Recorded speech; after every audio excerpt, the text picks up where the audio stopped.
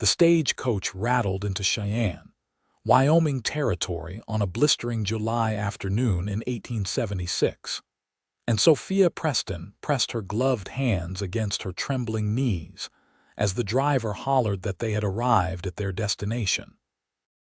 Through the dusty window, she caught her first glimpse of the town where she would meet the man who had answered her advertisement, a stranger who had agreed to marry a woman he had never seen based solely on 3 carefully worded letters.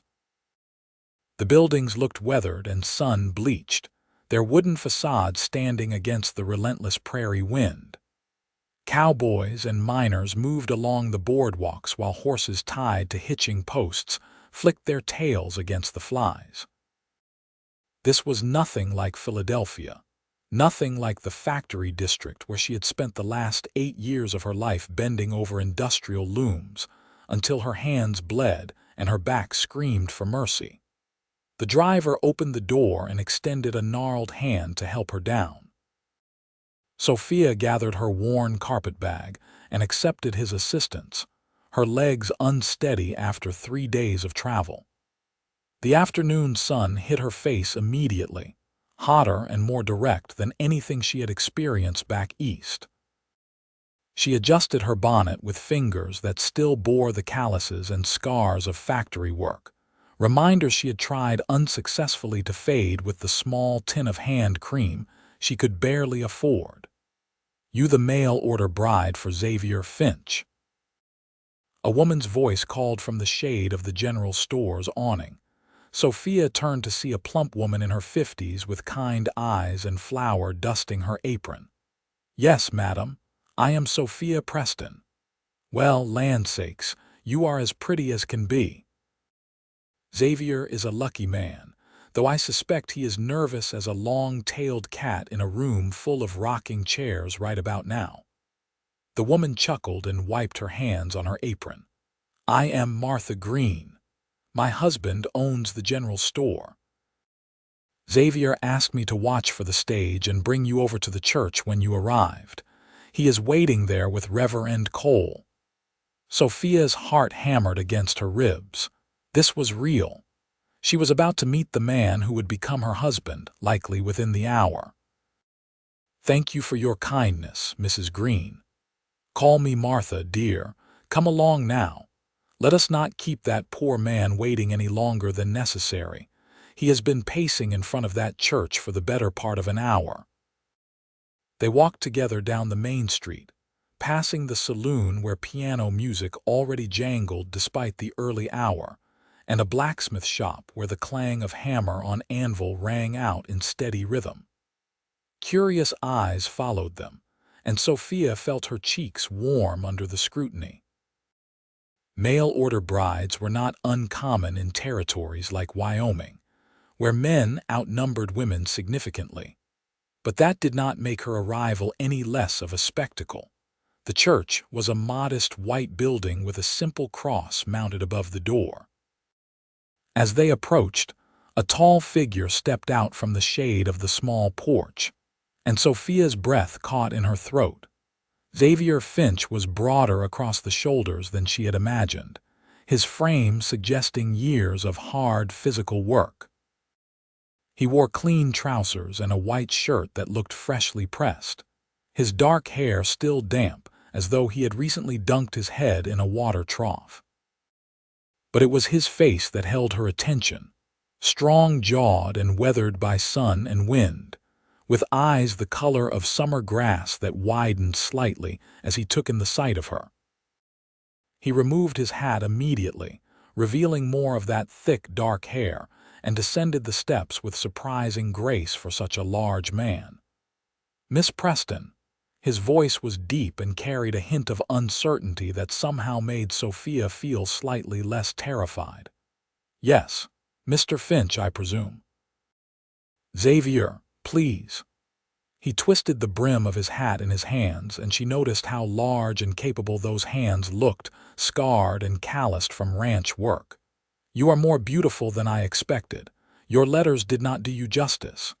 Sophia felt heat rise to her cheeks again. "You are kind to say so. Martha cleared her throat with barely concealed amusement. "Well, I will leave you two to get acquainted for a moment before Reverend Cole begins the ceremony. Xavier, you treat this girl right, you hear me?" "Yes, madam." Xavier's lips quirked into what might have been the beginning of a smile. Martha bustled back toward her store, leaving them standing in the shade of the church.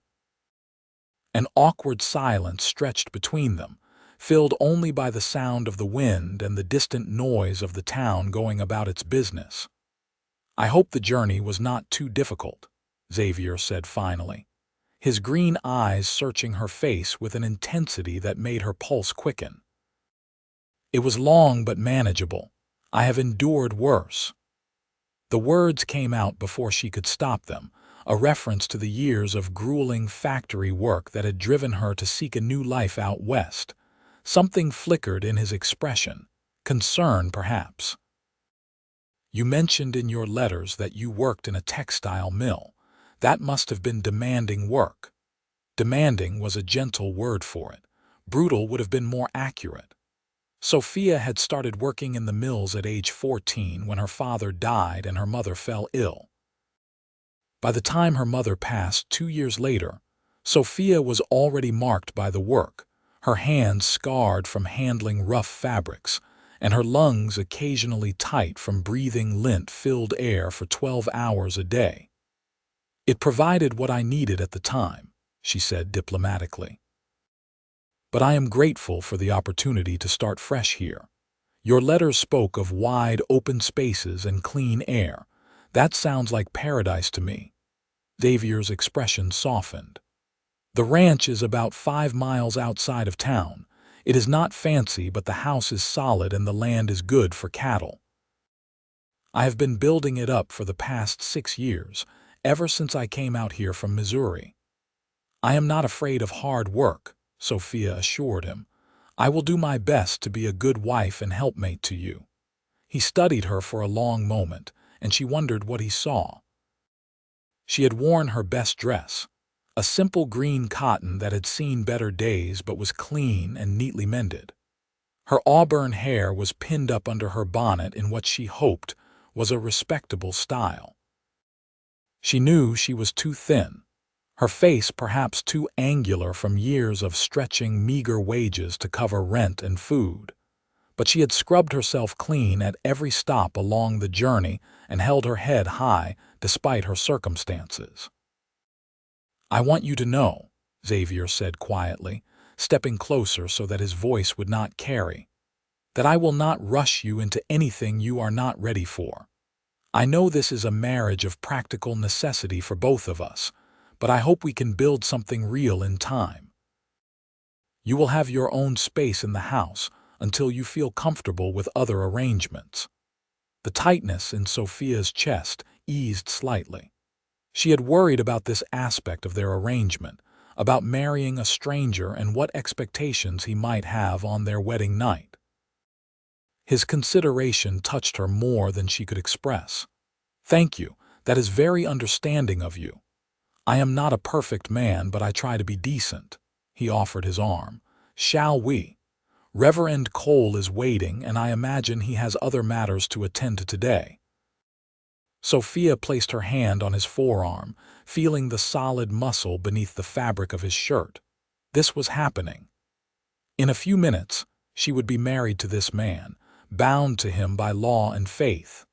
The enormity of it threatened to overwhelm her, but she pushed the fear down and lifted her chin. She had survived 8 years in the mills. She could face this new chapter with courage. The interior of the church was cool and dim after the bright sunlight outside. Reverend Cole, a thin man with spectacles and a gentle smile, stood waiting near the simple altar. 2 people sat in the front pew, a weathered cowboy with a drooping mustache and a Mexican woman in a colorful shawl who smiled warmly at Sophia. "My foreman, Dutch Carter, and his wife, Rosa," Xavier explained quietly. "They agreed to stand as witnesses." The ceremony itself was brief and straightforward. Sophia heard herself making vows she had never imagined speaking, promising to love and honor a man whose hand felt enormous as it held hers. Xavier's voice was steady as he repeated his own vows, his green eyes never leaving her face. When Reverend Cole pronounced them man and wife, Xavier leaned down and pressed a chaste kiss to her forehead, a gesture so gentle and respectful that Sophia felt unexpected tears prick her eyes. Dutch and Rosa came forward to congratulate them, Rosa embracing Sophia as though they were already friends. "You are going to love the ranch," she said in accented English. "And do not let this big bear scare you. He looks fierce, but he is soft as butter inside." Xavier's ears reddened. "Rosa, please." Dutch clapped him on the shoulder with a grin. "Too late for dignity now, boss. You have tied the knot. Might as well accept that you will be the subject of teasing from here on out." They signed the marriage certificate in the church registry. And just like that, Sophia Preston became Sophia Finch. She stared at her new signature on the paper and felt the strangeness of it settle over her like a borrowed coat. Outside the church, Xavier had a wagon waiting, hitched to 2 sturdy horses. He helped her up onto the bench seat with careful hands, as though afraid she might break, then went around to the other side and climbed up beside her. Dutch and Rosa rode alongside on their own horses as they headed out of town toward the ranch. The landscape opened up before them, rolling grassland that stretched to distant mountains. The sky seemed impossibly vast compared to the narrow alleys and crowded streets of Philadelphia. Sophia had seen countryside before during her journey west, but this felt different now. This was her home, or it would be. These wide prairies and that endless sky belonged to her now in a way they had not just hours ago. Xavier kept the horses to a steady pace, his large hands managing the reins with practiced ease. "The ranch is called the Double F," he said, breaking the comfortable silence that had fallen between them. "For Finch, though Dutch jokes it stands for Finch's Folly since I bought it off a man who went broke trying to make a go of it." "What made you think you could succeed where he failed?" Sophia asked, genuinely curious. "Stubbornness mostly." Xavier's mouth quirked in a self-deprecating smile. "And I was willing to work harder than he was. When I bought the place, it had maybe 50 head of cattle and a house that was barely standing. Now I have got close to 300 head, and the house has a solid roof and real glass windows." Pride colored his voice, and Sophia found herself warming to it. He was a man who had built something from almost nothing, who understood the value of hard work and perseverance. They had that in common at least. The ranch came into view as they crested a small rise, and Sophia leaned forward to get a better look. The house was larger than she had expected, a sturdy 2-story structure with a wide porch that wrapped around the front. Corrals and outbuildings dotted the area around it, and in the distance, she could see cattle grazing peacefully. "It is wonderful," she said honestly. Xavier glanced at her, and she caught a flash of relief in his expression. "I am glad you think so. I know it is not what you might have had back east, but I have worked hard to make it a good home." As they drew closer, several ranch hands emerged from the barn, curiosity evident on their sunburned faces. Xavier pulled the wagon to a stop in front of the house and set the brake before jumping down. He came around to Sophia's side and reached up to help her down, his hands spanning her waist as he lifted her easily from the high seat. For a moment, they stood close together, his hands still resting lightly at her waist. Sophia looked up into his face and saw something flicker in his green eyes, an awareness that sent an unexpected flutter through her stomach. Then he stepped back, releasing her, and turned to face his men. "Everyone, this is my wife, Sophia," he announced, his voice carrying across the yard. "I expect you all to treat her with respect." A chorus of greetings and hat tipping followed. Dutch introduced each man in turn, names and faces that Sophia tried to commit to memory. There was young Tommy, who could not have been more than 19, and grizzled old Pete, who looked like he had been born in the saddle. Others whose names would take time to learn properly. Rosa shooed the men away after a few minutes. Give the poor woman space to breathe. She has just traveled halfway across the country and gotten married. She does not need you all gawking at her like she is a carnival attraction. The men dispersed with good-natured grumbles, and Rosa linked her arm through Sophia's. Come, I will show you the house. Xavier may own it, but he knows nothing about making a home comfortable. I have been doing my best, but a house needs a woman's touch to truly feel right. Xavier caught Sophia's eye and shrugged helplessly, which made her smile. She allowed Rosa to guide her toward the house while Xavier and Dutch began unloading her few belongings from the wagon. The interior of the house was indeed sparse but clean. The main room held a large stone fireplace, a sturdy table with chairs, and a few well-worn pieces of furniture. A kitchen area occupied one corner, equipped with a cast-iron stove and shelves lined with supplies. Stairs led to the second floor, where Rosa explained there were 3 bedrooms. Xavier has been using the largest room, Rosa said, leading Sophia up the stairs. But he spent the last 3 days fixing up the room next to it for you. He was very particular about making sure everything was clean and nice. She opened a door to reveal a modest bedroom with a bed covered in a colorful quilt, a dresser, and a washstand. A window looked out over the prairie, and someone had placed a small vase of wildflowers on the dresser. The sight of those flowers, their petals already wilting in the heat, touched something in Sophia's chest. He picked those this morning, Rosa said softly. Rode out at dawn to find them. I thought you should know. Sophia reached out to touch one delicate petal. Thank you for telling me. He is a good man, Rosa continued. Gruff sometimes, but fair. He works as hard as any of his men and he pays decent wages. Dutch and I have been with him for 4 years now, and we have never regretted it. How did you come to work here? Sophia asked, settling onto the edge of the bed. The mattress was surprisingly comfortable. Rosa sat beside her with a sigh. Dutch was working cattle drives when we met. I was living in a small town in Texas, working in a boarding house. We married and tried to settle down, but the work was not steady. When we heard Xavier was looking for a good foreman and did not mind that Dutch had a wife, we came north.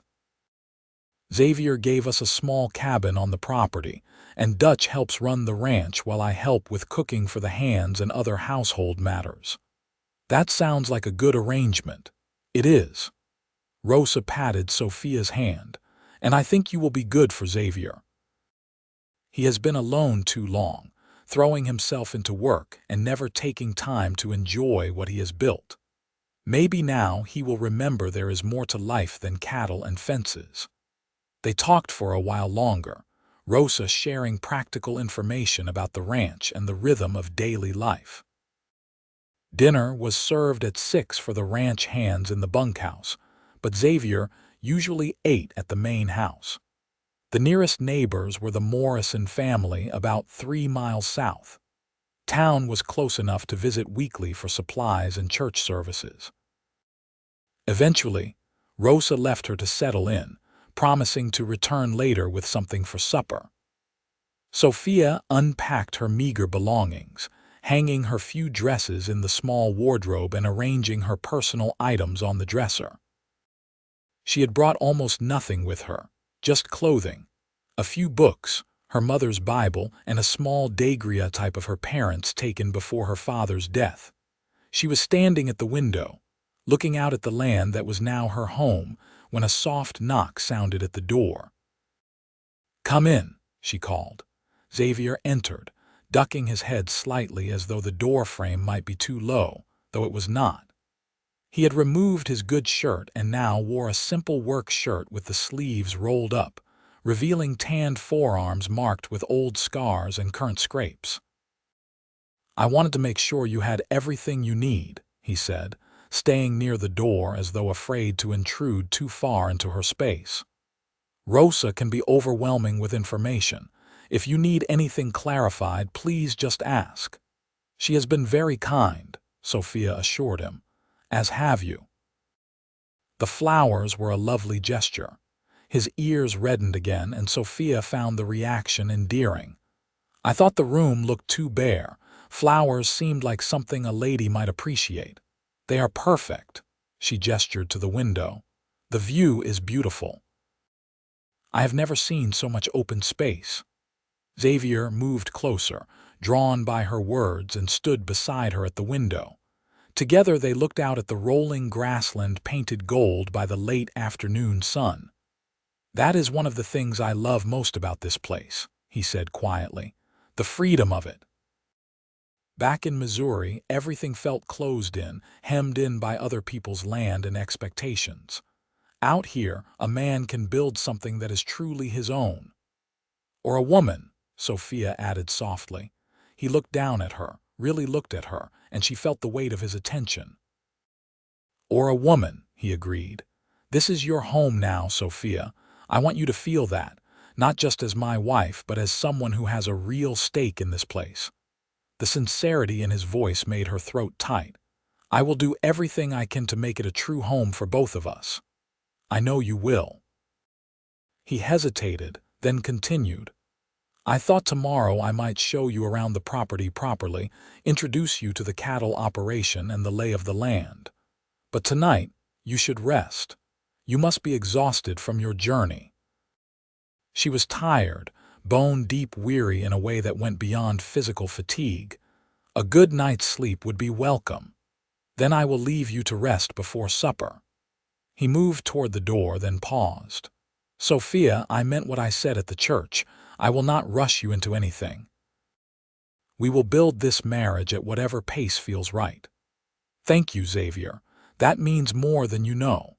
After he left, Sophia sank onto the bed and let out a long breath she had not realized she was holding. Her hands were shaking slightly, the enormity of what she had done finally catching up with her. She had married a stranger and moved to a place so different from everything she had known that it might as well have been another country. But as she looked around the simple room with its wildflowers and clean swept floor, she felt something she had not experienced in years: hope.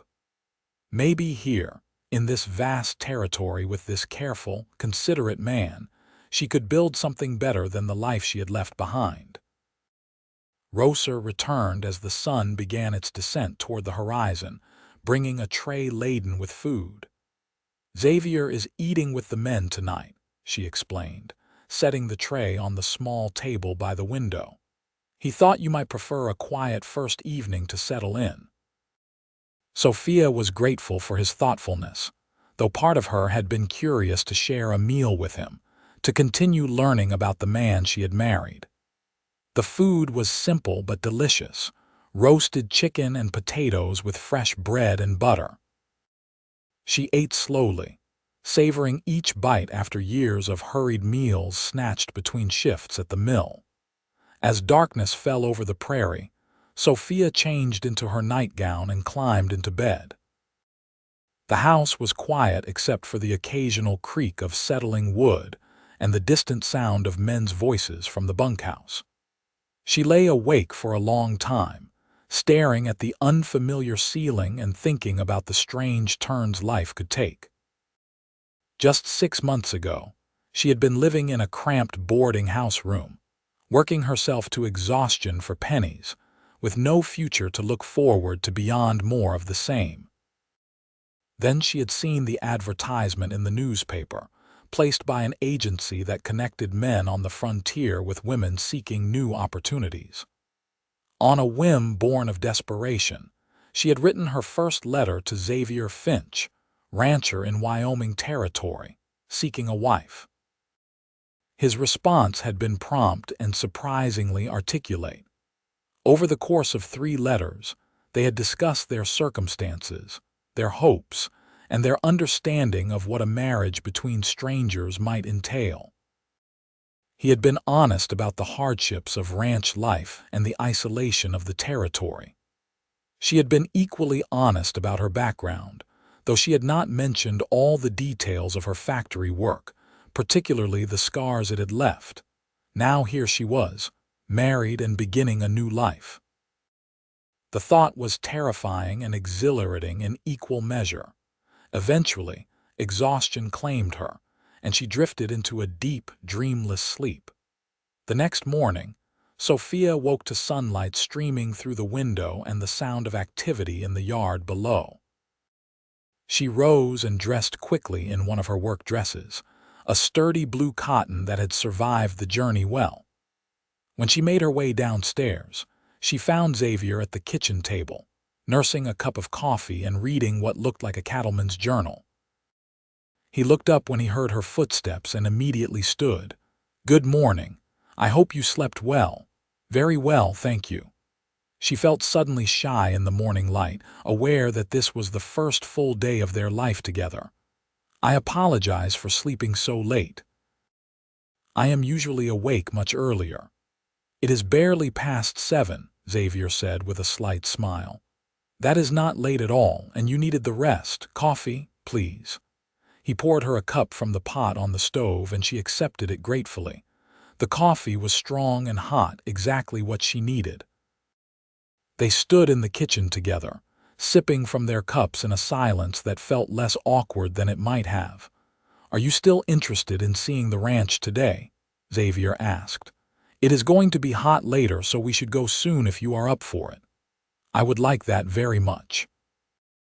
After a quick breakfast of bread and preserves, Xavier led her outside. He had saddled 2 horses, a large roan for himself and a smaller chestnut mare for Sophia. "This is Daisy," he said, stroking the mare's nose. "She has a gentle temperament. Rosa rides her sometimes." "Do you have much experience with horses?" "Some," Sophia admitted, "though it has been years since I have ridden." "Daisy will take good care of you. Just let her know what you want, and she will do the rest." Xavier helped her mount, his hand steady on her waist as he lifted her into the saddle. Sophia arranged her skirts as modestly as possible and took up the reins, feeling the familiar weight of them in her palms. The mare shifted beneath her, and muscle memory kicked in as she adjusted her seat. They rode out together at an easy pace, Xavier pointing out various features of the ranch. He showed her the main grazing areas, the creek that provided water for the cattle, the lined shacks where hands stayed during roundups. He spoke with obvious pride about the improvements he had made, the fences he had built, the breeding program he was developing to improve the quality of his herd. Sophia listened attentively, asking questions when things were unclear. She had no experience with cattle ranching, but she was a quick learner, and Xavier seemed pleased by her genuine interest. As the morning grew warmer, they stopped to rest near the creek. Xavier helped her dismount, and they sat in the shade of a cottonwood tree, listening to the water burble over stones. The horses drank their fill and then began grazing on the grass nearby. "This is one of my favorite spots on the ranch," Xavier said, leaning back against the tree trunk. "Sometimes when the work gets overwhelming, I come here to clear my head. I can see why. It is peaceful." Sophia removed her bonnet to let the breeze cool her face. She was already warm from the ride, not used to so much physical activity after days of travel. Xavier pulled a canteen from his saddle and offered it to her. As she reached for it, her sleeve pulled back slightly, revealing the edge of an old scar on her wrist, white against her skin. She saw his eyes catch on it, saw the question form in his expression, but he said nothing, simply handed her the canteen. She drank deeply, grateful for the cool water, then handed it back. Xavier took a drink himself, his gaze drifting to the creek.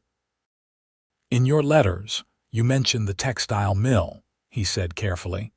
"You said the work was difficult. How long did you work there? Sophia's first instinct was to deflect, to give a vague answer that would not invite further questions. But something about the openness of the landscape, or perhaps the quiet steadiness of the man beside her, made her want to be honest. 8 years, she said. I started when I was 14 after my father died. My mother was sick, and we needed the money. I worked 12-hour shifts, sometimes longer, running the looms. Xavier's jaw tightened. 14 is too young for that kind of work. Many children worked younger than that. I was lucky to get a position. The words came out flat, automatic, a defense she had repeated to herself countless times over the years. That does not make it right. His quiet anger on her behalf surprised her. She looked at him, really looked at him, and saw genuine distress in his expression. No, she agreed softly. It was not right, but it was necessary, and I survived it. Your mother? He asked gently. She died when I was 16. After that, I kept working because I did not know what else to do. I had a room at a boarding house, and my wages covered my rent and food with a little left over. It was not much of a life, but it was stable. What made you decide to answer my advertisement? Sophia pulled her knees up and wrapped her arms around them, staring out at the creek. One day, I looked at my hands and realized they were starting to look like the hands of the older women at the mill. Scarred, bent, always hurting. And I thought about how they lived, how they would work until they physically could not anymore, and then they would have nothing.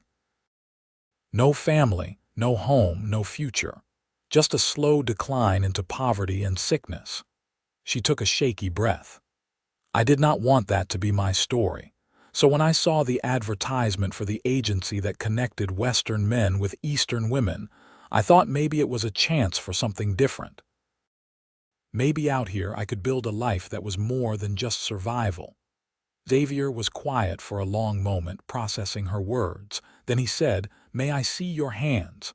The request was so unexpected that Sophia turned to stare at him. What? Your hands, may I see them? Slowly, feeling self-conscious, she extended her hands toward him. They were small compared to his, the fingers slender but marked with calluses and scars. Some were old, pale white lines from cuts and burns that had healed years ago. Others were newer, still slightly pink. Her palms were rough from years of gripping machinery and raw materials. Xavier took her hands in his gently, turning them over to examine both sides. His own hands were so much larger that they enveloped hers completely. He traced one of the scars on her palm with his thumb, his touch feather light. This one looks deep. How did it happen? A piece of metal on the loom broke and sliced my hand. I wrapped it and kept working. We did not get paid if we stopped. His jaw clenched again, but his touch remained gentle. He traced another scar, this one across her knuckles. And this caught my hand in the weaving when I was too tired to concentrate properly. It was late in a double shift. He examined each scar, each callus, each mark that told the story of her years in the factory. Sophia felt exposed in a way she had not anticipated, as though he was reading her history written on her skin. She had always kept her hands covered as much as possible, ashamed of how damaged they looked compared to the smooth hands of ladies who had never known hard labor. But Xavier did not look at her with disgust or pity. Instead, his expression was solemn, almost reverent, as he studied the evidence of what she had endured. "Do they hurt?" he asked. "Sometimes, when it is cold or when I work them too hard. Mostly I am used to it." Xavier carefully turned her hands palm up and then, to her complete shock, bent his head and pressed a kiss to each scarred palm. The gesture was so unexpected, so tender, that Sophia felt tears spring to her eyes. "You are the bravest woman I have ever met," he said, his voice rough with emotion. "To survive what you survived, to work as hard as you worked, and to still have the courage to risk everything on an unknown future with a stranger. That takes a kind of strength most people will never understand. A tear slipped down Sophia's cheek before she could stop it. No one had ever called her brave before. Strong, perhaps, or stubborn, but brave. That was something she had never attributed to herself. "I did what I had to do," she said, her voice barely above a whisper. "Exactly." Xavier released one of her hands to gently wipe the tear from her cheek. "You did what you had to do, no matter how hard it was. That is the very definition of courage." More tears came then, years of exhaustion and fear and loneliness spilling out in the safety of this moment. Xavier pulled her close, wrapping his arms around her while she cried into his shoulder. He held her carefully as though she was something precious, his hand stroking her back in soothing circles. When the tears finally subsided, Sophia pulled back, mortified by her loss of control. "I apologize. I do not usually fall apart like that. You have nothing to apologize for." Xavier handed her a handkerchief from his pocket. "I imagine you have not had many chances to let yourself feel everything you have been through." He was right. She had spent years simply pushing forward, not allowing herself to acknowledge how difficult her circumstances were, because acknowledging it would have made it unbearable. But here, in this moment, with this man who saw her scars and called her brave, something had broken open inside her. "Thank you," she said, wiping her eyes with the handkerchief, "for understanding, for not thinking less of me because of my past." "Why would I think less of you?" Xavier looked genuinely confused. "If anything, knowing what you have overcome makes me admire you more. You have built your own kind of strength, Sophia. It is different from physical strength, but no less valuable." They sat together in the shade a while longer, the moment creating a new intimacy between them. Sophia felt something shift in her chest, a cautious opening toward the possibility that this marriage might become more than just a practical arrangement. Eventually, Xavier suggested they head back to the ranch before the heat became too oppressive. As they rode home, Sophia noticed him watching her with a new awareness in his eyes, as though he was seeing her differently now that he knew her story. That evening, they shared dinner together at the house, just the two of them. Rosa had left a pot of stew on the stove before heading to her own cabin with Dutch. Xavier and Sophia served themselves and sat at the table, the domesticity of the scene striking Sophia as both strange and comforting. "Tell me about Missouri," she said, wanting to know more about him. "You mentioned you came from there originally." Xavier set down his spoon and leaned back in his chair. "I grew up on a small farm outside Springfield.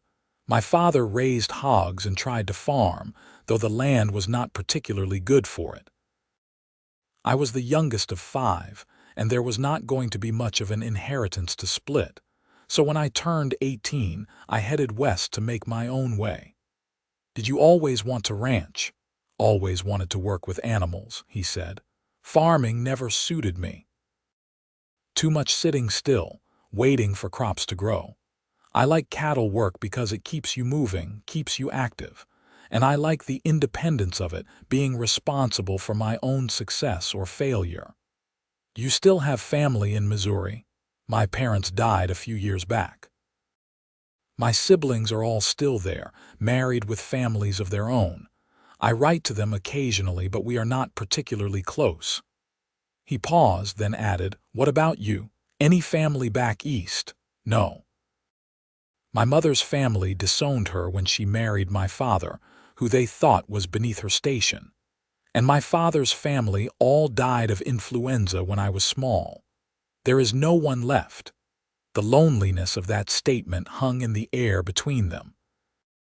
They were both people without roots, without the networks of family that most others took for granted. Perhaps that was part of why they had both been willing to take such a risk on each other. "Then we will be each other's family," Xavier said firmly. And maybe someday, if we are blessed, we will build a family of our own." The implication made Sophia's cheeks warm, but she did not look away from his steady gaze. "I would like that. Someday." "When you are ready," he agreed. "There is no rush." Over the following weeks, they fell into a rhythm. Xavier worked long days managing the ranch while Sophia focused on making the house truly feel like a home. She cleaned and organized, planted a small vegetable garden near the house, and learned to cook meals suited to the hearty appetites of working men. Rosa became a good friend, teaching her about life in the territory and sharing recipes and wisdom. Sophia also began to learn the basics of ranch work. She helped with the chickens that roosted in a coop behind the house, gathering eggs and feeding them. She learned to recognize different cattle by sight and to understand the rhythms of the ranch's operation. Xavier encouraged her curiosity, always willing to explain or demonstrate when she asked questions. Most evenings, they ate dinner together and then sat on the porch as the sun set, talking about their days. Xavier proved to be a thoughtful conversationalist, interested in her opinions and experiences. They discussed books they had read, observations about the territory, dreams for the future. Slowly, the awkwardness of being strangers faded, replaced by a growing comfort and familiarity. But they still slept in separate rooms, and Xavier kept his promise about not rushing her. He was affectionate in small ways, a touch on her shoulder as he passed, help with her chair at dinner, steady hands catching her elbow when she stumbled on uneven ground. But he never pushed for more, never demanded the intimacy that was his right as her husband. Sophia found herself thinking about him more and more. She noticed the way his eyes crinkled when he smiled, the way his hair curled slightly at his collar when it got too long, the way he moved with unconscious grace despite his size. She appreciated his quiet strength, his fairness with his men, the gentleness he showed with animals. And she noticed the way he looked at her sometimes, when he thought she was not paying attention. There was one in those glances, desire held carefully in check out of respect for her boundaries. Knowing that he wanted her, but was willing to wait until she was ready, made her want him in return. One evening in late August, nearly 2 months after their wedding, they sat on the porch watching lightning flash in the distance over the mountains. The air was heavy with the promise of rain, and thunder rumbled like distant drums. "Storm is coming," Xavier observed. "Should hit sometime tonight. The cattle will not like it, but we need the rain." Sophia nodded, watching the light show on the horizon. She had grown to love these prairie storms, the drama and power of them. "It is beautiful, though. That it is." Xavier's voice was soft, and when she glanced at him, she found him looking at her rather than the storm. Something in his expression made her pulse quicken. The air between them felt charged, like the atmosphere before the storm. For weeks, they had been circling around this moment, this awareness of each other that went beyond friendly companionship. "Xavier," she said quietly, "yes, I appreciate your patience, your willingness to give me time." She twisted her hands in her lap, gathering courage. "But I think I am ready now, ready for this to be a real marriage in every way." His eyes widened slightly. "Sophia, you do not have to. I know I do not have to. I want to." She reached out and took his hand, feeling the familiar calluses and scars that matched her own in their own way. "I trust you, and I want to be a true wife to you." Xavier's fingers tightened around hers. "Are you certain? I do not want you to feel pressured. I am certain," and she was. Over the past weeks, her feelings had grown from cautious appreciation to something deeper, something that made her heart race when he entered a room and made her smile at the thought of his name. Xavier stood and gently pulled her to her feet. For a moment, they stood facing each other in the fading light, the storm approaching behind them. Then he cupped her face in his hands and leaned down slowly, giving her every opportunity to change her mind. When his lips met hers, the kiss was sweet and careful, asking rather than taking. Sophia melted into it, her hands coming up to rest on his chest. She felt his heart pounding beneath her palm, as fast as her own. The kiss deepened gradually, heat building between them like the storm building in the sky. When they finally broke apart, both breathing hard, Xavier rested his forehead against hers. "I have wanted to do that for weeks," he admitted. "So have I," she confessed, and his answering smile was brilliant. The first drops of rain began to fall as he took her hand and led her inside. They climbed the stairs together, and this time when they reached the landing, Sophia did not turn toward her own room but followed Xavier to his.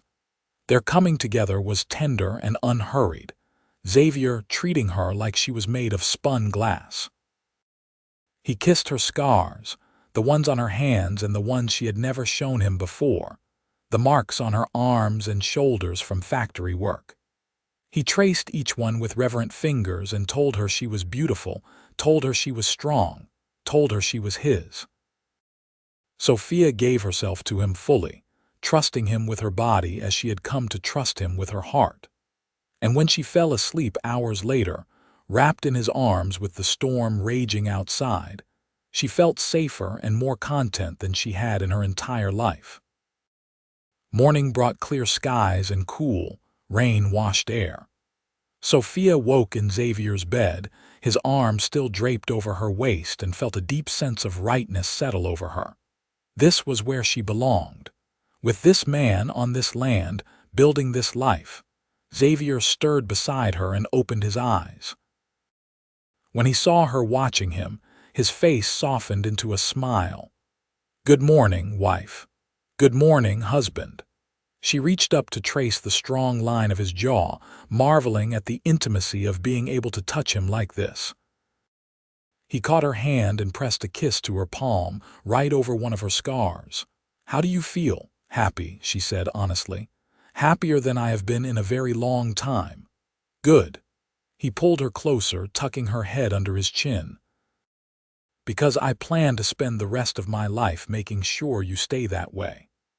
They lay together a while longer, talking softly and simply enjoying each other's presence. Eventually, the demands of the ranch called Xavier away, but the new intimacy between them remained, coloring every interaction for the rest of the day. The ranch hands noticed the change immediately. Dutch actually smiled broadly when he saw them together at breakfast, and Rosa pulled Sophia aside later to give her a knowing hug and whispered congratulations. As summer faded into autumn, Sophia settled fully into her role as Xavier's wife and as the lady of the ranch. She took on more responsibilities, managing the household accounts and coordinating with Rosa on meals for the hands. She also began riding out with Xavier more regularly, learning more about the cattle operation and occasionally helping with lighter tasks. The physical work was demanding, but it was different from the factory. Here, she could see the results of her labor. She could watch the garden she had planted produce vegetables that fed the household. She could see the chickens she tended thrive and multiply. She could observe the ranch itself growing and prospering, in part because of her contributions. Her hands were still scarred, still bore the marks of her past, but they were building something now rather than merely surviving. And every time Xavier took her hands in his, kissed her palms and told her she was brave, she believed him a little more. In October, Sophia realized she was pregnant. The signs were subtle at first, just a general fatigue and a sensitivity to certain smells. But when her monthly courses failed to appear, she knew. Rosa confirmed her suspicions, having seen enough pregnancies to recognize the symptoms. "You have to tell Xavier," Rosa urged, practically bouncing with excitement. "He is going to be over the moon." Sophia waited for the right moment, choosing a quiet evening when Xavier returned from checking the northern pastures. She met him at the door with a smile and led him to the kitchen where she had prepared his favorite meal. "What is all this?" he asked, taking in the special effort she had made. "Did I forget an anniversary?" "No anniversary. I just wanted to make tonight special." They ate dinner together, Sophia's nerves making it hard to enjoy the food she had spent so much time preparing. Finally, as Xavier sat back with a satisfied sigh, she gathered her courage. "Xavier, I have something to tell you." He immediately focused on her, his expression growing concerned. "What is wrong?" "Nothing is wrong. In fact, everything is very right." She took a deep breath. "I am going to have a baby. We are going to have a baby." For a moment, he just stared at her, as though her words were in a language he did not quite understand. Then his face broke into a grin so wide and joyful that it transformed his usually serious features. "A baby. Truly, truly. Rosa thinks it will be born sometime in late May or early June." Xavier was out of his chair in an instant, pulling her up and into his arms. He spun her around once, then immediately set her down gently as though afraid he had been too rough. "I cannot believe it. We are going to be parents." "We are." Sophia laughed, her own joy bubbling up at his reaction. "Are you happy?" Happy does not begin to cover it. He cupped her face and kissed her deeply. "You have given me so much, Sophia. A real home, a real marriage, and now a child. I am the luckiest man alive." "I think I am pretty lucky too," she said softly. "I never imagined I could have this. A husband who loves me, a home I can be proud of, a baby on the way. It is more than I ever dared to dream. You deserve all of it and more." He placed his hand gently on her still flat stomach. "We are going to be good parents. Our child is going to grow up knowing he or she is loved and wanted."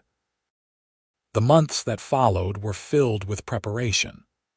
Xavier became almost comically protective, trying to prevent Sophia from doing any physical labor. She had to argue with him repeatedly to be allowed to continue her normal activities, insisting that she was pregnant, not ill. "Women have been having babies since the beginning of time while still working," she reminded him when he tried to stop her from hanging laundry. "I will be fine. I know, but I cannot help worrying." He ran a hand through his hair, looking frustrated. "What if something happens?" "Then we will deal with it together.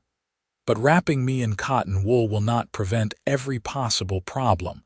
It will just drive us both insane." He relented, though he continued to hover, and insisted on hiring a woman from town to help with the heavier household tasks as Sophia's pregnancy progressed. Mrs. Henderson was a practical widow in her 50s who had raised 6 children of her own and refused to tolerate nonsense from anyone, including Xavier.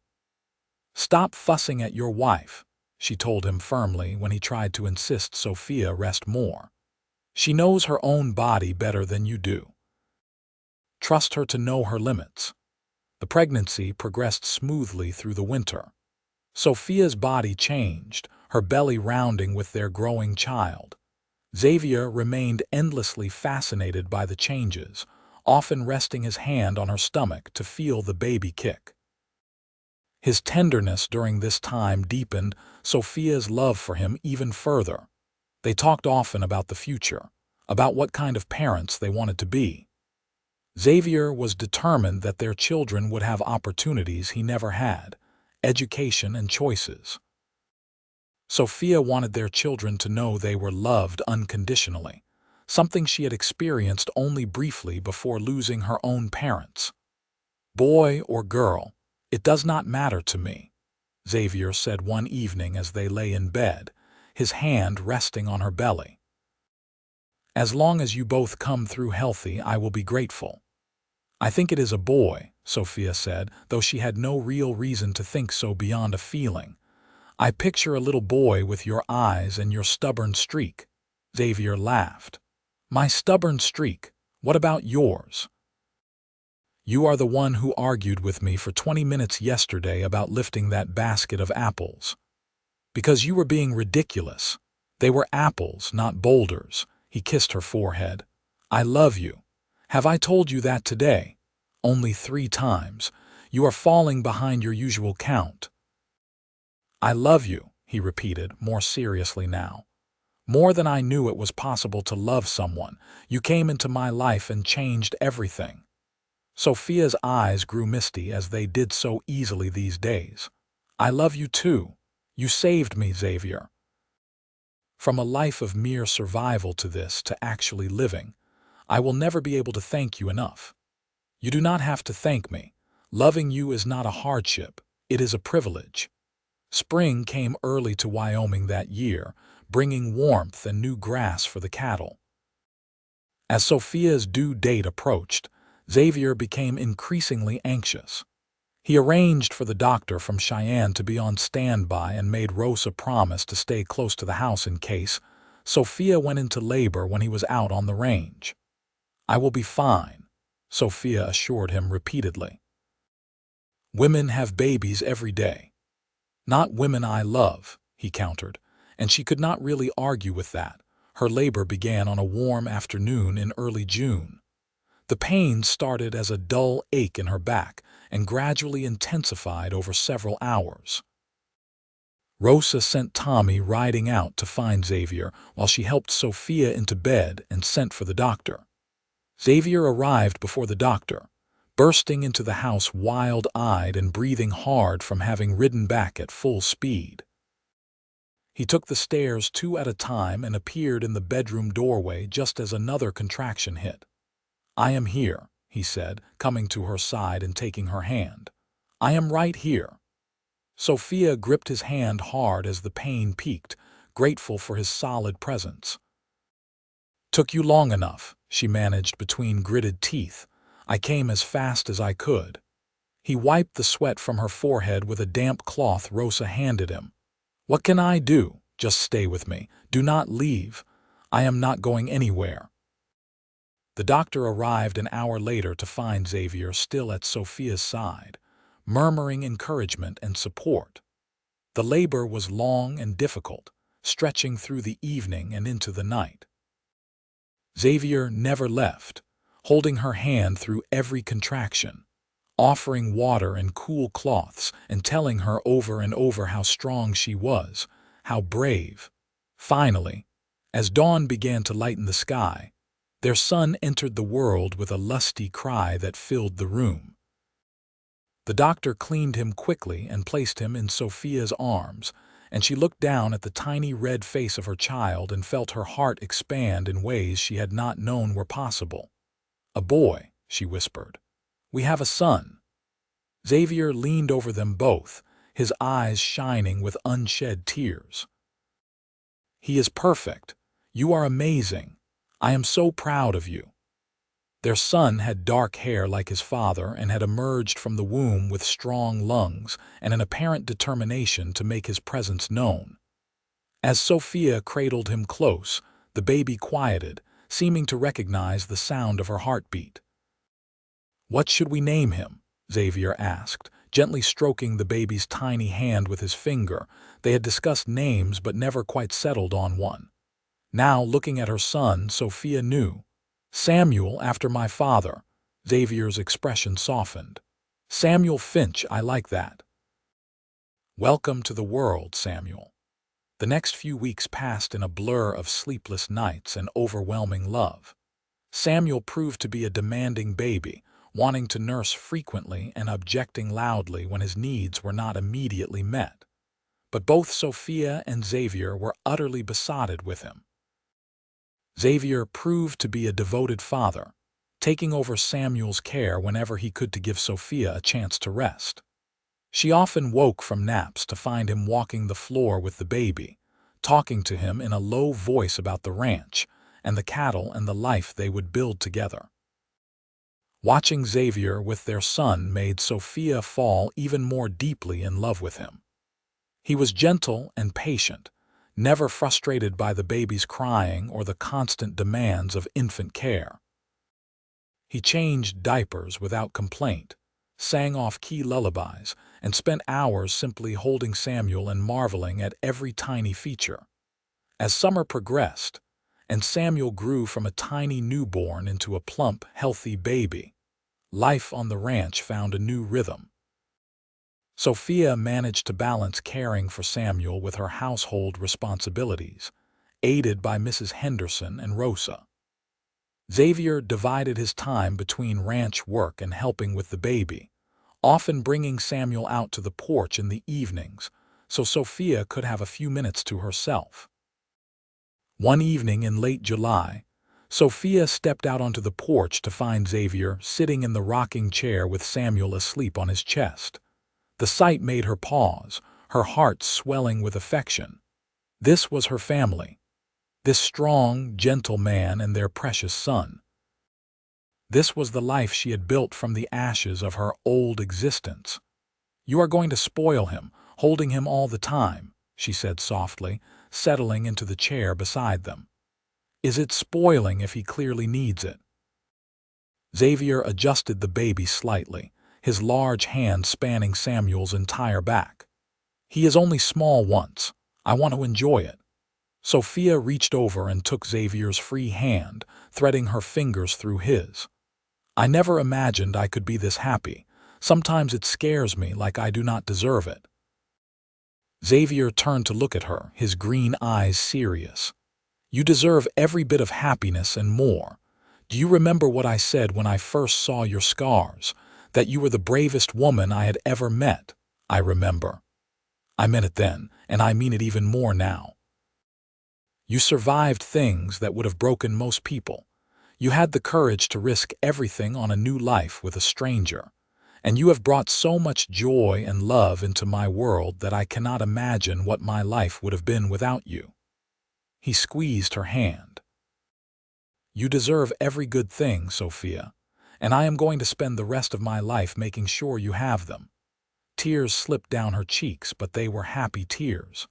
"I love you so much. I love you too. You and Samuel are my whole world."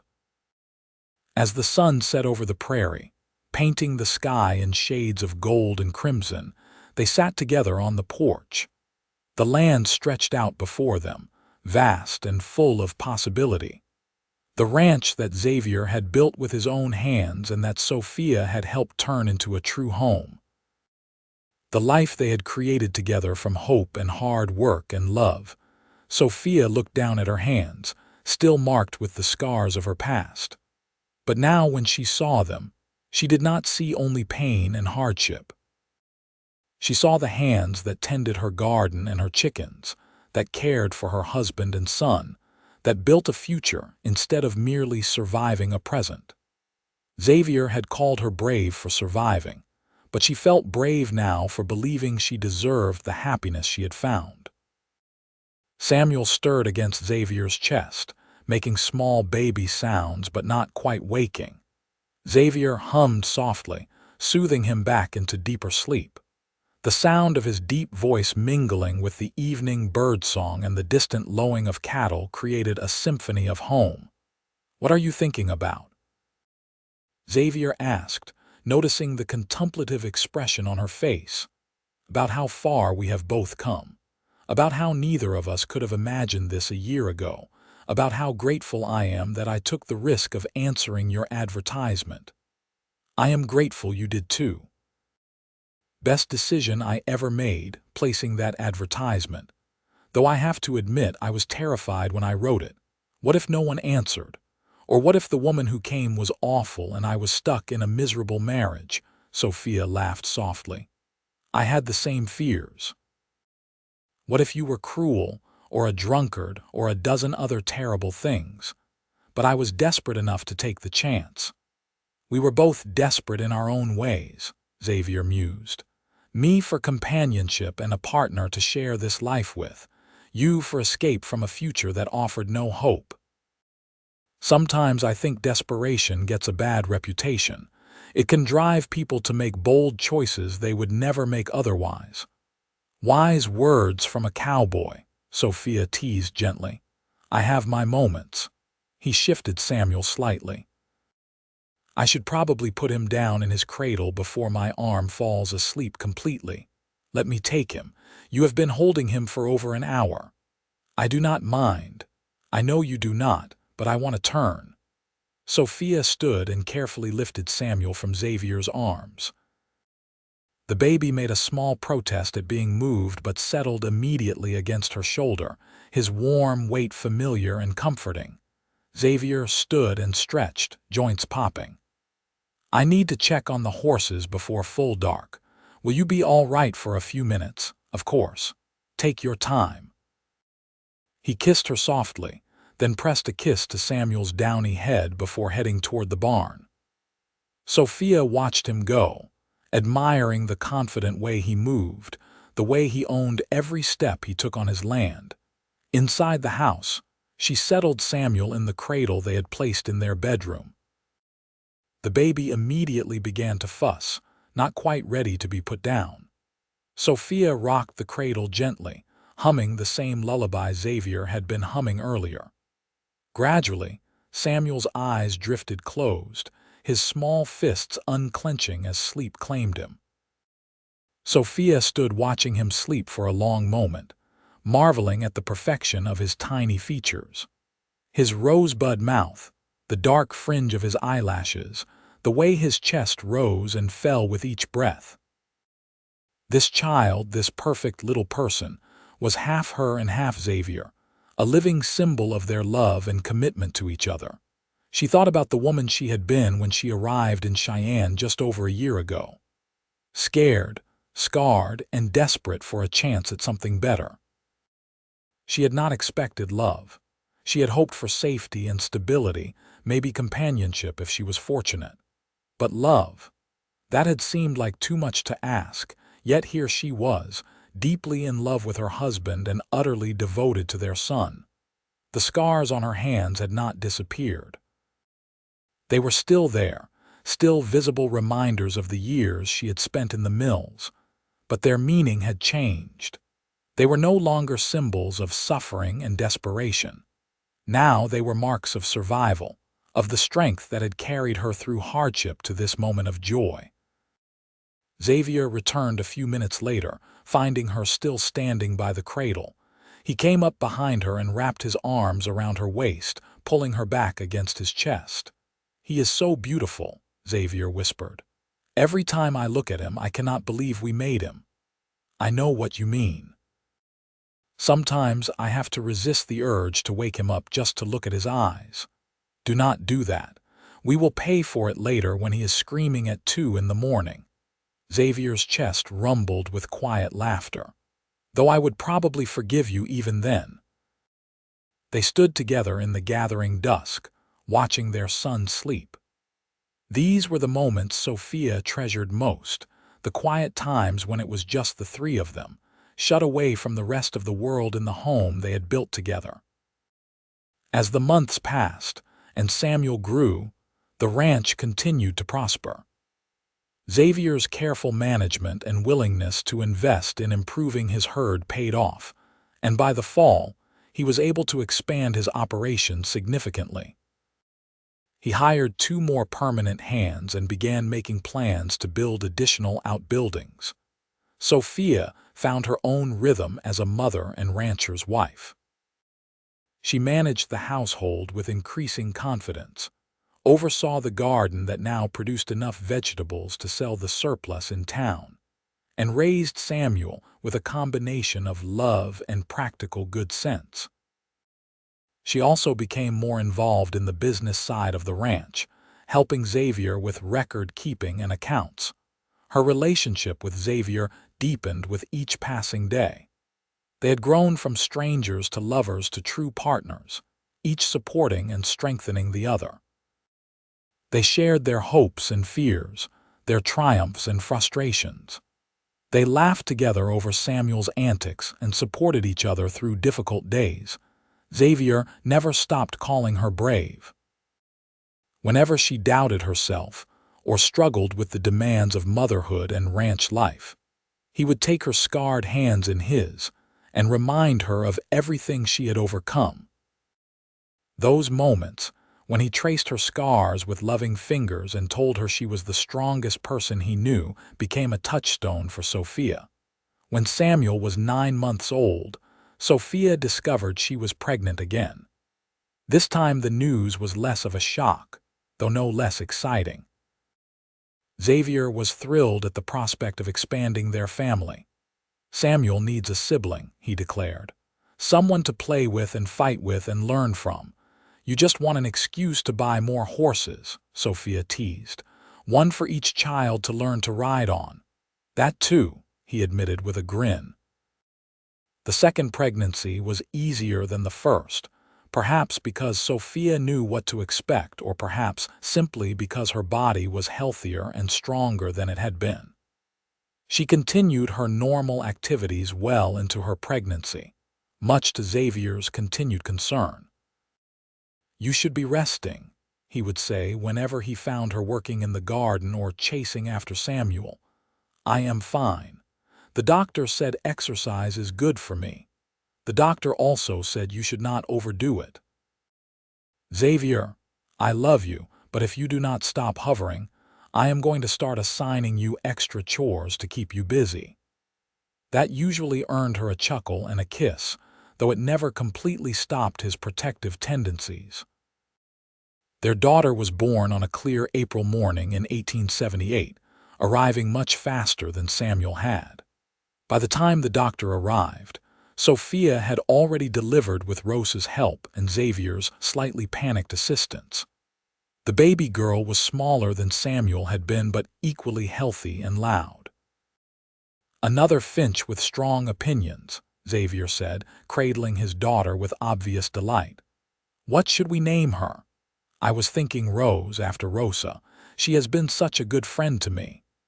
Xavier looked over at Rosa, who was tidying up the room with tears streaming down her face.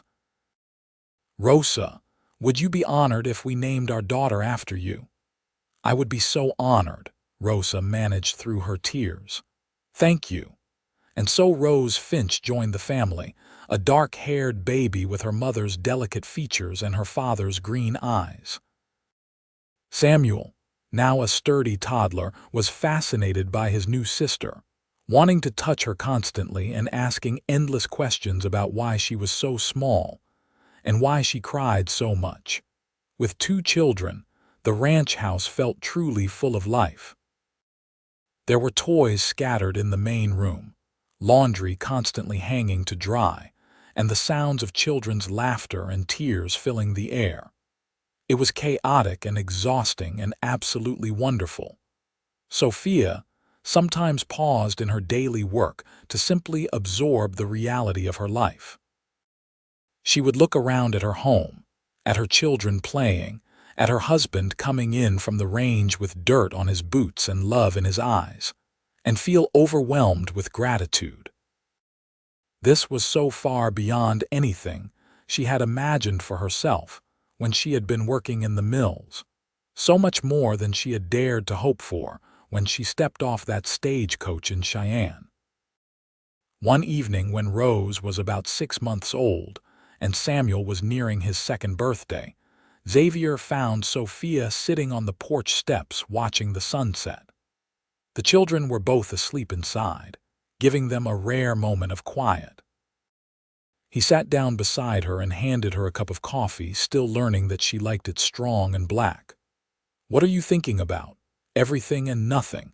How beautiful the sunset is, how lucky we are, how tired I am." She smiled at him. "How much I love our chaotic, noisy, perfect life." "It is pretty perfect, is not it?" Xavier put his arm around her shoulders, and she leaned into his warmth. "Sometimes I think about what my life would have been if you had not answered my advertisement. I would still be here, still running the ranch, but it would all be hollow. Just work for the sake of work, with no real meaning behind it. You would have found someone eventually. You are too good a man to stay alone. Maybe, but I would not have found you, and no one else could have made me as happy as you do." He paused, then continued, "Do you ever regret leaving Philadelphia? Miss anything about your old life?" Sophia considered the question seriously. I miss nothing about the mills or the boarding house, but sometimes I miss my parents or the memory of them anyway. I wish they could have met you and the children. My mother would have loved you. She always wanted me to find a good man. I wish I could have met them too, to thank them for raising such an incredible daughter. They sat in comfortable silence for a while, watching the colors shift in the western sky. The ranch was quiet except for the usual evening sounds of horses in the corral and cattle in the distant pastures. "I have been thinking," Xavier said eventually. "The ranch is doing well. Better than I expected for this point, and I want to make sure we are planning for the future properly." "What kind of planning?" "I have been setting aside money for the children's education. I want them to have opportunities to learn to read and write well, maybe even go to college if they want to. There is a new school opening in Cheyenne next year. I was thinking we could send Samuel when he is old enough, and Rose too when her time comes." Sophia's throat tightened with emotion. Education had been something denied to her beyond basic literacy learned at a church school. The idea that her children would have real educational opportunities meant everything to her. "I think that is wonderful," she said. "They should have every chance to make something of themselves." "They already have something," Xavier said. "They have parents who love them and a good home. But yes, they should have choices too. The ranch will always be here if Samuel wants it someday, but he should not feel obligated. And Rose should be able to support herself if she needs to, not be dependent on finding a husband." The progressive thinking was one of the many things Sophia loved about Xavier. He saw his daughter as a person with her own potential, not just a future wife and mother. "You are going to spoil them terribly," she said fondly. "Probably. But they will also know how to work hard and contribute. There is a balance between giving children everything and making sure they understand the value of effort and responsibility." As full darkness fell, they headed inside together. Samuel had woken and was calling for water, and Rose would need to nurse soon. The peaceful moment was over, replaced by the comfortable chaos of family life. The years that followed were full and rich. Samuel and Rose grew from babies into children, each developing their own personality and interests.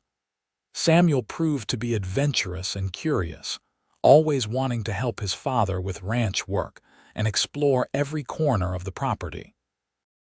Rose was quieter but equally determined, with a stubborn streak that reminded everyone of her mother. Sophia and Xavier's love continued to deepen, weathering the challenges that came with raising children and running a ranch. There were difficult times, seasons when drought threatened the cattle or harsh winters tested everyone's endurance. But they faced everything together, their partnership stronger for having overcome obstacles. The scars on Sophia's hands faded slowly over time, though they never completely disappeared. She no longer tried to hide them. They were part of her story, part of what had shaped her into the woman she had become. Xavier still traced them sometimes, still called her brave, and she had learned to believe him. More children came in time. Another son, William, born when Rose was 3. Then twin girls, Emma and Grace, who arrived unexpectedly and caused quite a commotion. The ranch house was expanded to accommodate the growing family, adding more bedrooms and a larger kitchen. Through it all, Sophia never forgot where she had come from. She remembered the young woman who had stepped off the stagecoach in Cheyenne, scared and scarred and hoping for a better life. She taught her children about perseverance and the value of hard work, but also about compassion for those who struggled. She insisted they understand how fortunate they were and that they had a responsibility to help others when they could. Xavier supported her in this, establishing a reputation for fairness and generosity in the territory. They hired workers who others might have passed over, gave second chances to young men trying to make a fresh start, and contributed to causes that helped those in need in Cheyenne and the surrounding area. On their 10th wedding anniversary, Xavier surprised Sophia with a gift. He led her out to the barn where a beautiful Palomino mare stood in one of the stalls. "She is yours," he said. "I know you have been riding Daisy all these years, but I thought you deserved a horse of your own, one that is just for you." Sophia approached the mare with delight, stroking the golden coat and looking into the gentle brown eyes. "She is beautiful. What is her name?" "She does not have one yet. I thought you should name her." Sophia considered for a moment, then smiled. "Hope. I will call her Hope. Because that is what I had when I came here, and what I have found in abundance." Xavier pulled her close and kissed her thoroughly. 10 years ago, I married a stranger and had no idea if it would work out. Today, I cannot imagine my life without you. You are my best friend, my partner, the love of my life, and the mother of my children. You are everything I did not know I needed." "You saved me," Sophia said, echoing words she had said before but which remained true. "You took a scarred, worn-out factory worker and gave her a home and a family and a purpose. You saw past the damage to who I could be. I did not save you. You saved yourself by having the courage to reach for something better. I just had the incredible good fortune to be the one you reached for." He took her hands, those scarred hands he had first kissed 10 years ago, and pressed them to his heart. "These hands have built so much. They have tended our home, raised our children, and held my heart. They are the most beautiful hands in the world to me." Tears streamed down Sophia's face, but they were happy tears. She had cried more tears of joy in her 10 years with Xavier than she had in all the years before combined. "I love you so much. I love you too. Here is to the next 10 years, and the 10 after that, and all the years we have left together."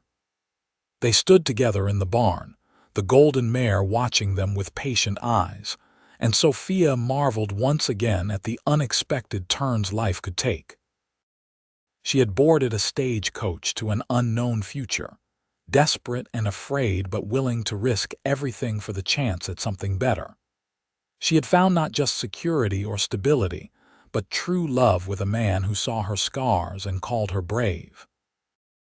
The ranch stretched out around them, prosperous and well-managed. The house they had built together rang with the voices of their children. The future spread before them full of possibility and promise. And through it all, Xavier held her scarred hands and loved her completely, just as she loved him. As the sun set on their anniversary, painting the Wyoming sky in shades of crimson and gold, Sophia reflected on the journey that had brought her here. From the dark mills of Philadelphia to the open prairies of Wyoming, from survival to joy, from loneliness to love, from scars that spoke only of pain to scars that told a story of survival and strength.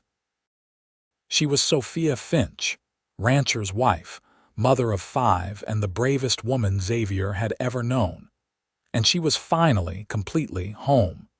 The years continued to unfold with their mixture of joys and challenges. Samuel grew into a young man who loved the ranch as much as his father did and seemed destined to take it over someday. Rose developed a passion for learning and talked about becoming a teacher. William showed a talent with horses that surpassed even Xavier's. The twins, Emma and Grace, remained inseparable and brought constant laughter to the household. Sophia and Xavier grew older together, their love weathering time and deepening with each passing season. On quiet evenings, they would sit on the porch they had sat on so many times before, watching the sunset and talking about their day. Sometimes their grown children, and eventually their grandchildren, would join them. Other times it would be just the two of them, comfortable in the silence that comes from knowing someone completely. Xavier never stopped tracing Sophia's scars with gentle fingers. Even when they were both gray-haired and weathered by time, he would take her hands in his and tell her she was brave, tell her she was beautiful, tell her she was loved. And every time, Sophia felt the truth of it settle into her bones. She had come west as a mail-order bride, scarred from hard labor and desperate for escape. She had found a cowboy who saw past the damage to the strength beneath. Together, they had built a life that neither could have imagined alone. A life filled with love and family, and the satisfaction of work well done. As Sophia looked back on her journey from those dark factory days to this bright future, she understood that the scars she bore were not marks of weakness but medals of honor. Each one told a story of survival, of perseverance, of refusing to give up even when giving up would have been easier. Xavier had recognized that truth from the moment he first traced those scars and called her brave, and brave she had been. Brave to survive, brave to hope, brave to love. Brave to build a new life from the ashes of the old. The Double F Ranch stood as a testament to what two people could create when they combined their strengths and committed to a shared future. The land that Xavier had started with barely 50 head of cattle now supported hundreds. The house that had been spare and utilitarian was now a warm, welcoming home filled with memories and love. The family that had begun with a tentative agreement between strangers had grown into a legacy that would continue for generations. On Sophia and Xavier's golden wedding anniversary, surrounded by their children, grandchildren, and the community they had become integral parts of, Sophia stood and addressed the gathered crowd. 50 years ago, I stepped off a stagecoach in Cheyenne, terrified and unsure of what I had gotten myself into. I was marrying a stranger, starting a life in a place I had never seen, with no guarantee that any of it would work out. But I had hope, and I had the courage born of desperation. She found Xavier's eyes across the room and smiled. And I had the incredible fortune to find a man who saw me not as I was, but as I could become. She held up her hands, still scarred after all these years. These scars used to shame me. I tried to hide them, to minimize them, to pretend they did not exist. But my husband taught me that scars are not shameful. They are proof that we survived, that we fought, that we refused to be broken. He traced these scars and called me brave, and in doing so, he gave me the courage to believe I was worthy of the life we built together. Xavier stood and came to her side, taking those scarred hands in his own work-roughened ones. You were always worthy. You were always brave. I just made sure you knew it. They kissed to applause and cheers from their family and friends. As the celebration continued around them, Sophia and Xavier slipped out to the porch, seeking a moment of quiet together. The sun was setting, as it had on so many evenings before. The ranch spread out before them, bathed in golden light. Everything they had built, everything they had created, everything they had become. No regrets, Xavier asked, as he had asked so many times over the years. Not a single one, Sophia replied, as she always did. You. Only that I did not find you sooner. He pulled her close, and they stood together watching the sunset, two people who had taken a chance on each other and built a lifetime of love from that leap of faith. The scars on Sophia's hands would never fully fade, and she would not want them to. They were part of her story, part of what made her who she was.